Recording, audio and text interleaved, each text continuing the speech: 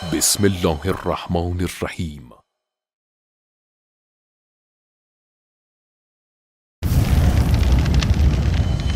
قسط number 7 صہیونی protocols.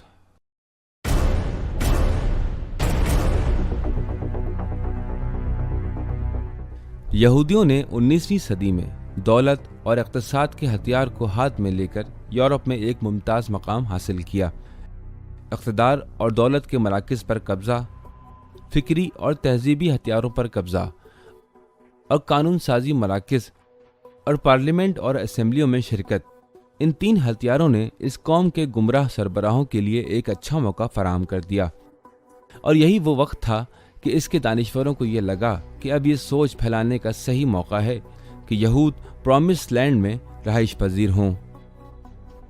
19ویں صدی کے آخر اور 20ویں صدی کے شروع تک خدا کے مخالف یہودیوں کی یہ سرگرمیاں جاری رہیں، یہاں تک کہ ایک کانفرنس منعقد ہوئی جس میں یہودی پروٹوکولز پیش ہوئے اور یہود کے سربراہان نے انہیں پاس کر دیا۔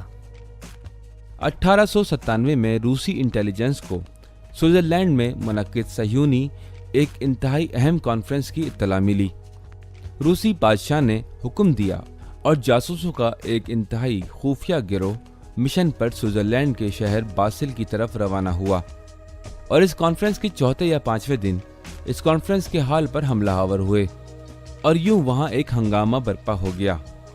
کانفرنس میں شریک افراد کو نقصان پہنچائے بغیر صہیونی سربراہوں کے ہاتھوں سے وہ پروٹوکول کے کاغذات حاصل کر کے روس روانہ ہو گئے۔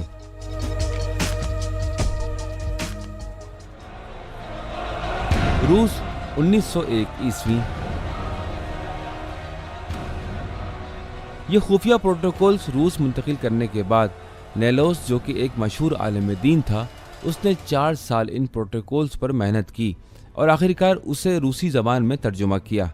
اس کے باوجود 1917 تک بہت محدود افراد روسی بادشاہت میں ان پروٹوکولز کے بارے میں جانتے تھے۔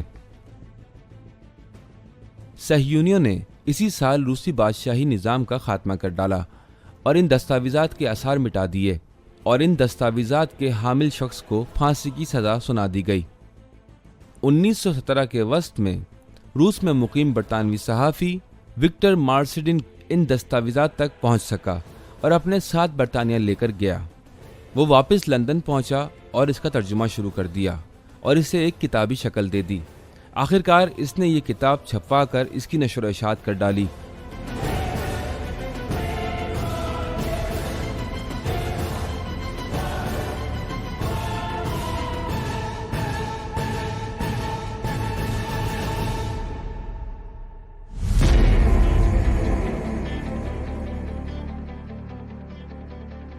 ان کو کیا فائدہ تھا جو دنیا کے لیے اتنا خطرناک منصوبہ بنایا؟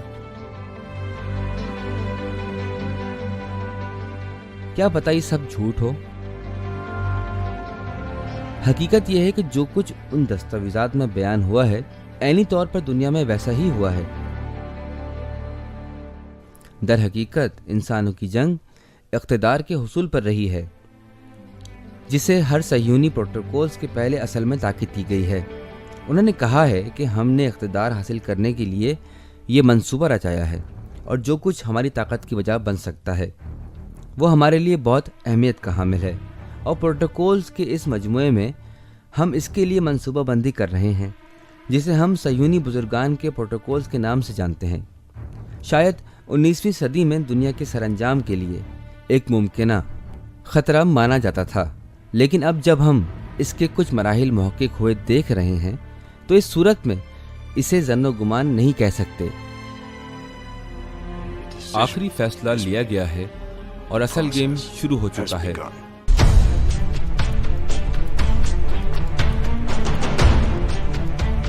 سن 2015 ٹیلف واچن، آسٹریلین پہاڑی روز ورڈ۔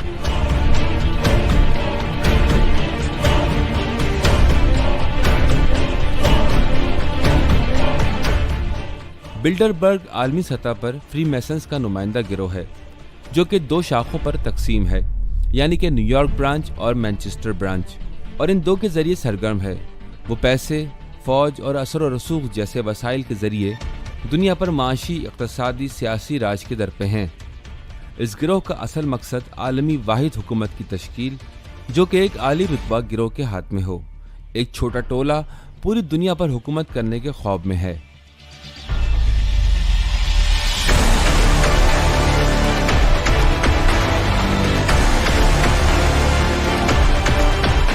اور شیطان ہمیشہ اپنے پیروکاروں کے ساتھ خیانت کرتا ہے۔